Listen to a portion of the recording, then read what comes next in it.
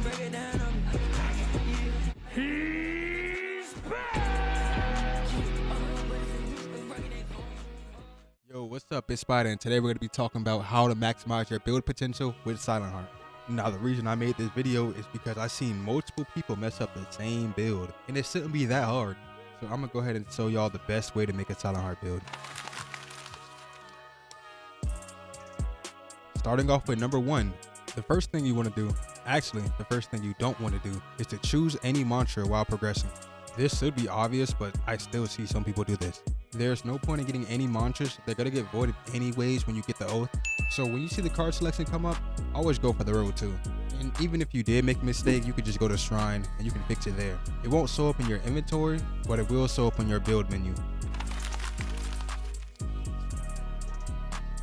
Speaking on talents, that brings us to our next point.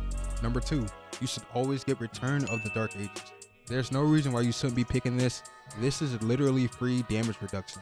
Stacked onto your already damage reduction that you get from the oath, and you lose nothing out of it. You don't have mantras, so you aren't affected by the downside of this card. On to the next point, number 3.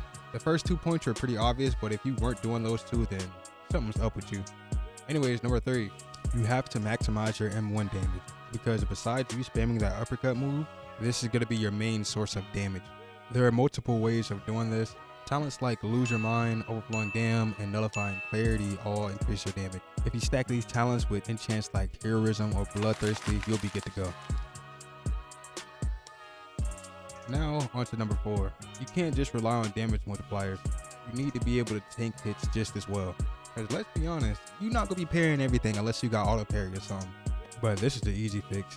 All you got to do is slap on some armor, get Exo into the finish, and you'll be good. You don't need to go too crazy on the defense, because besides Arc Water, this is the strongest defensive oath in the game.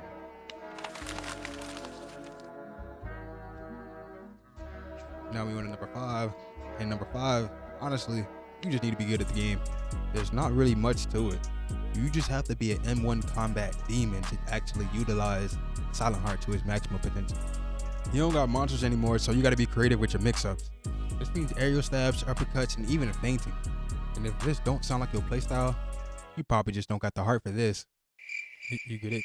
Because it's called like Silentheart, no? Please subscribe and like the video.